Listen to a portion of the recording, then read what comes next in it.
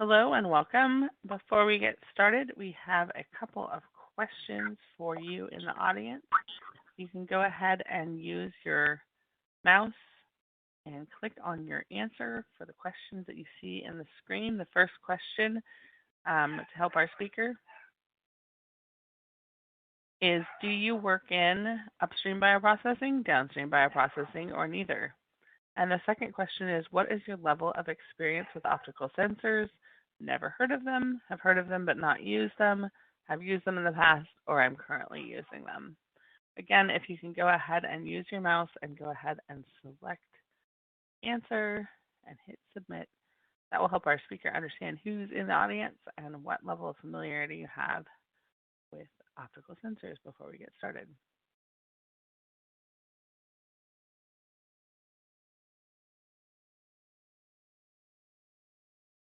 Okay, so hello and welcome to this BioProcess International Ask the Expert webcast. I'm your host, Leah Rosen, the online editor for BioProcess International.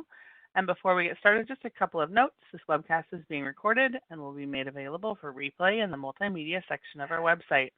We've muted the audio lines, but we welcome you to type in your questions for our speaker in the question and answer window on your screen. After the presentation, we will begin the question and answer portion, and I will ask our speaker your questions. Your questions in the question and answer window will only be visible to myself and our speaker. So thank you for joining us today. It is now my pleasure to introduce our speaker, Jake Boy from Scientific Bioprocessing. Hey everyone, thank you for joining today, and thank you for answering the survey. This is actually really interesting. I think this is by far the most people that we've ever had listening on one of these that have actually heard of or used optical sensors in the past. So that's a nice head start. So I'll jump right into it now. So Scientific Bioprocessing, we are a company that we are a spin out of a larger company, a much older company, Scientific Industries. And Scientific Industries invented the Vortex Genie, which I'm sure many of you have seen before. You might have one in your lab right now, actually. So we took the sensing technology developed by Dr. Govind Rao at University of Maryland, Baltimore County, and we are, continuing to improve it and now commercializing these optical sensors. So a little background. Right now, traditional sensing methods like electrochemical probes just don't really work for certain culture devices. This is particularly true in things like tea flasks and shake flasks and petri dishes, things of that nature. So optical sensors really allow for an opportunity to do sensing in these small devices where inline real-time sensing was not possible before. So here's a little bit of data. Now this is collected in a petri dish. These are cell cultures being grown, rat chondrocytes, in CO2 incubator in a petri dish, and what we have here are these petri dishes fixed with real-time sensors that are optical sensors, and they're giving us data on the pH over the course of the 24 hours that this experiment is running. So you can see we can get some really, really nice inline data in something as small as a petri dish. There's a company that we collaborate with called Aquila, and they do biomass sensing. They like to work in shake flasks. So here's a little bit more data showing optical sensors combined with their biomass sensor in a shake flask system. And what we see here, they're doing some microbial work, and what we see is when the oxygen there is dropping, the microbial cells are changing their metabolism, and you can see how the growth pattern shifts. So it's really nice to be able to see why, you can have that biomass data, but without the oxygen sensing to go along with it, you might not really know the point at which that's going to happen or why it happens. And here we have just another iteration of this experiment here in the shake flask. And here we see the pH drop in this experiment as well. So introducing the ID Developers Kit. This is our most basic product offering, and really I just want to show this so you all can see what it looks like, kind of get an idea, more context about what we're talking about here. So what we have is a bunch of the reading devices there. There are 4 of them, and you see a tea flask, a multi-well plate, a shake flask, and an evaporating dish. And we're doing sensing in all of those devices. All of that is possible using optical sensors. So a little bit about what optical sensors are capable of. Here we can see some of the specs. So the pH range is mammalian physiological from 6 to 8, and we have, a full range of dissolved oxygen sensing, so 0 to 100%. So really nice things about our optical pH sensor, is that they really do not drift. So something that a lot of people talk about with optical sensing that really stops them from using them is that the pH sensors they've tried in the past have really been susceptible to drift and photo bleaching. So we've taken a lot of steps to correct this. We found some really nice methods, and our pH sensors are very, very stable. So the drift is really, really low. It's really well characterized, and the photo bleaching is really not an issue for our product. And then really probably the nicest thing about optical sensors is that they're made to be very easy and inexpensive to use. So they're meant to be single use. You use it in something like a tea flask, let's say, and then you throw that whole thing away. You don't have to re-sterilize. You don't have to worry about possibly contaminating your next experiment. It's minimally invasive, and it's really quick and easy to do. And obviously the next thing is that these sensors can be really, really small. So here on this sheet, we have the dimensions as 1 centimeter squares, but these things can actually go down to 3 millimeter in diameter spots, so little tiny circles, and they're about 0.3 millimeters tall. So I think, a couple of pieces of paper stacked on top of each other. So you can really fit these in a ton of different geometries, and that's really what they're made for. So now I'll talk a little bit about the T-flask. And here are some experiments done using optical sensors, really putting T-flasks to the test, and really putting some of these convenient myths that people doing cell culture sort of believe in without really knowing why. But here's some data showing that some of these methods that we use may not be, very effective. And, I used to do cell culture myself. I used to do this exact thing that they've tested here in this experiment, and that is when you're growing cells in a T-flask in a CO2 incubator, you crack the lid of the T-flask because you think that will allow the gas environment to get into the flask and ultimately reach the cells so they don't become hypoxic. The researchers here put that exact method to the test, and what you see is that it's not effective really at all. After about 60 hours in both experiments, so these are two T225 T-flasks sitting in a CO2 incubator growing in parallel with the same cell line, and what you see is that the partially open flask and the closed flask really both become anoxic after about 60 hours. So after about, between 2 and 3 days, those cells are completely starved of oxygen in both cases. So the researchers were able to determine that the T-flask, despite its geometry, is overwhelmingly liquid phase mass transfer limited. In other words, the environment, the gas environment in the incubator is not able to travel through the liquid layer of the media to get down to the cells where they're growing on the bottom of that T-flask. It really just does not happen. It's too slow. And it's because that liquid acts as an incubator. So you think, you have this environment in your CO2 incubator that you spend so much time setting up, or you buy the incubator for a certain price because it maintains this gas environment for you. And you just assume that gas environment is what the cells are experiencing. But this is not the case. The media does not allow that gas to get down to the cells because the cells are using that oxygen, metabolizing it much more quickly than oxygen is able to diffuse through that liquid. So the authors of the study propose a means of gentle agitation, basically break up that liquid layer, and let's see if we can get that oxygen down to the cells more effectively that way. So here we have a figure showing the experimental design. Figure A, there's a static T-flask. These are T75s. And figure, in the figure below that, we have the rocking platform showing another T75 in the same incubator. And then you see in figure B, the optical sensors fixed there in the T-flask. So the researchers were measuring these two T75 flasks in parallel, one of them static, one of them rocking. And the results are pretty stunning. So I'll dive into these a little more closely here. This is figure D. This is showing the pH. So the red line is the rocking flask, the black line is the static flask. And what we see is that the rocking flask maintained more physiologically relevant levels of pH throughout the duration of the experiment. And this is partly because when cells are metabolizing, when they're respiring, when they're using that oxygen, they produce CO2 just like we do. And then the CO2 is a little heavier than oxygen. It has an extra carbon atom, and it sits on top of the cells. And if that media is not moving, that CO2 is not going anywhere. It's just sitting on top of the cells, acidifying them, and also starving them of oxygen. And another important point here is that this acidification is localized to the cells, to the paracellular level. So all of the media, closer to the surface of the media may not actually be as low in pH as where the cells are actually growing. And this is another reason why taking offline samples is really not an effective mode of sensing, particularly in these small fill volumes in things like T-Flasks. So to have the most accurate sensing, you need inline sensing, real-time sensing at the paracellular level in these devices. So an important point to note here as well is that the cells that were rocking had a 31% higher antibody titer, and this is because the cells are growing in a happy, more physiologically relevant environment, so they're healthier. Here's figure C. This is comparing the oxygen levels in the rocking and the static flask. The rocking flask, again, is in red. The static flask is in black. And what we see here is, again, consistently, at about 60 hours, that static flask is anoxic, no oxygen.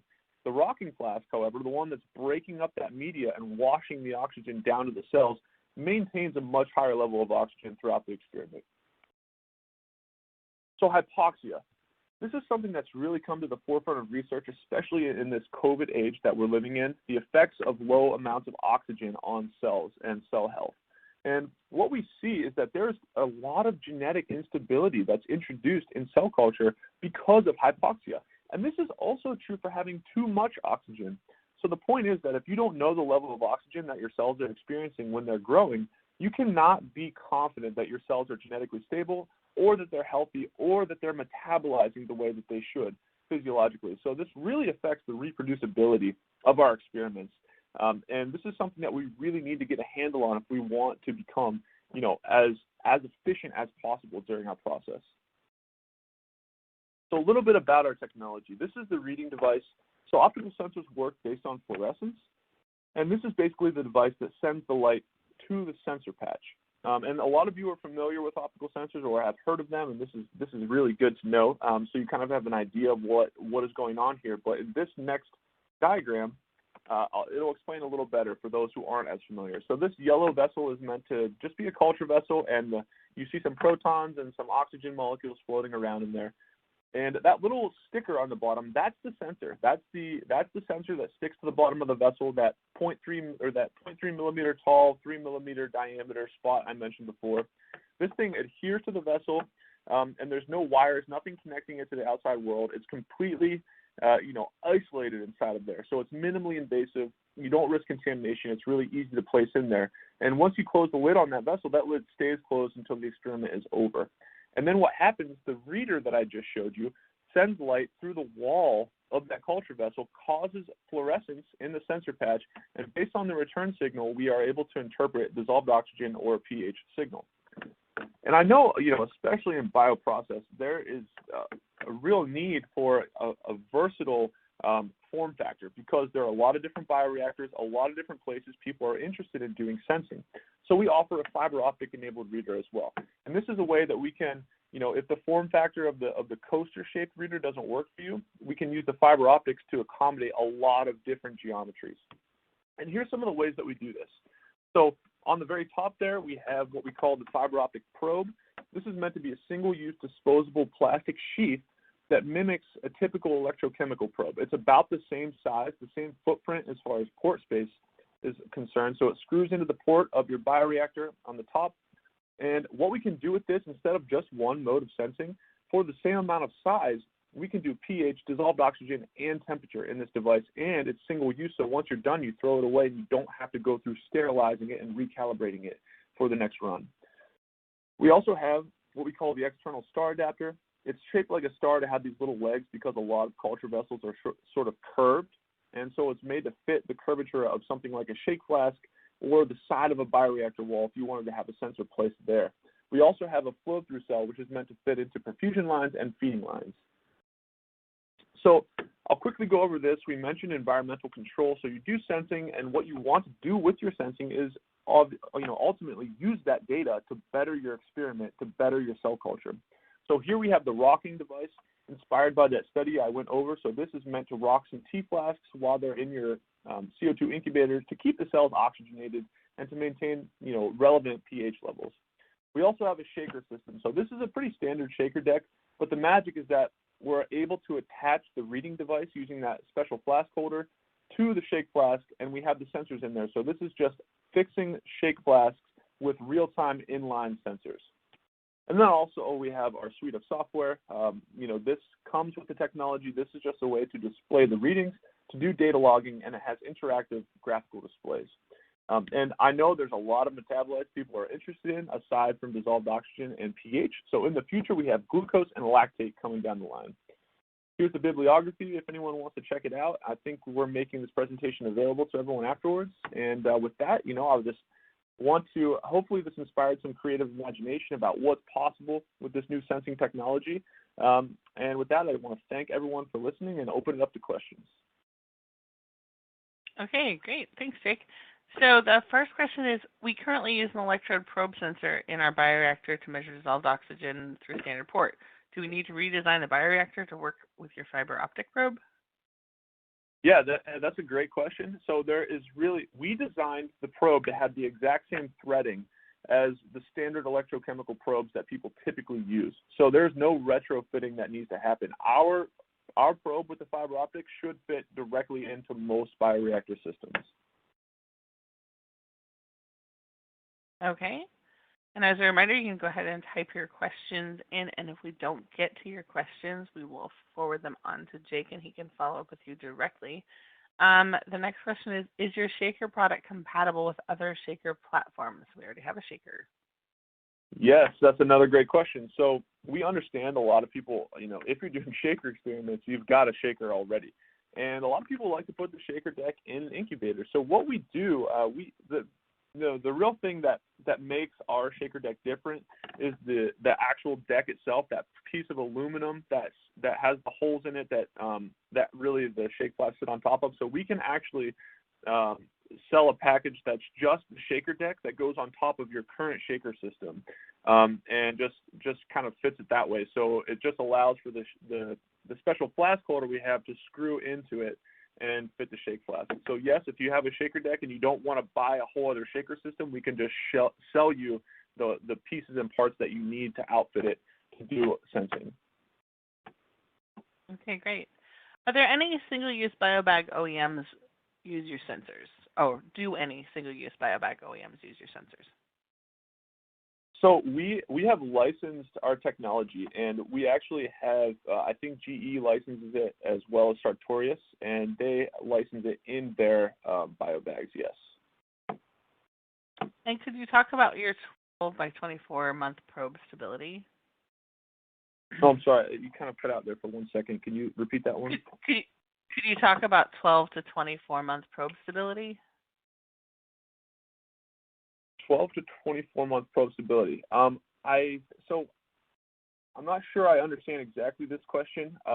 So maybe I could say that our sensors are meant to be single use. The probe itself is meant to be single use. So you do it for a run. We spec the sensors out to 45 days of continuous use, which means 1 minute sensing intervals for 45 days. And then once you're finished with that run, you throw away all of the consumable pieces, and then you just replace it with a brand new piece. So they're not meant to last 12 to 24 months. They're meant to be single use and replaced after each run. But they're designed to be very inexpensive for that reason. And that's the next question. What is the price of your system? So our standard system, the standard developer's kit that I showed, is $3,000. The fiber optic enabled kit is $4,500, and the sensors, we sell them in packs of 10. It's $250 for a pack of 10 sensors. Okay, and how do the sensors perform with viscous samples? That's a great question. So the sensors really are not affected by the media or any metabolites floating in the media above them. In other words, there's really no interference. And a lot of people have asked about the viscosity because of shear forces, and they're worried that the sensor will peel up under the shear stress, especially with viscous medias. People doing microbial work often have this question. And the answer is that our sensors, once they adhere to the culture vessel, they are stuck. So we really are really confident about the ability of our sensors to maintain their integrity, especially in viscous medias, and we really don't have interference when it comes to media flowing or any kind of metabolites or proteins that build up. So there's no filing of the sensors as proteins build up in the media or anything like that. Okay. So I think we have time for just one more question. If we didn't get to your question, we will be passing those along to Jake, and he can follow up with you directly. How long before glucose and lactate sensors will be available? That's a great question. Everyone wants to know, which is good because people are excited to have those, and so are we. So we're currently working on a couple of projects to integrate those sensors, and I think right now we're about a year away from having that completed. Okay, well, thanks so much, Jake. Yeah, no problem. Thank you, everyone, for the questions. I hope you all enjoyed it, and please reach out to me if you have any more questions. We'd love to talk to you. Recorded version of this webcast will be available for on-demand viewing on our website, and as a registered attendee, you'll receive a follow-up email providing with a direct link. We look forward to having you join us at future BioProcess International Ask the Expert webcasts. Look for those announcements in your inbox. Goodbye.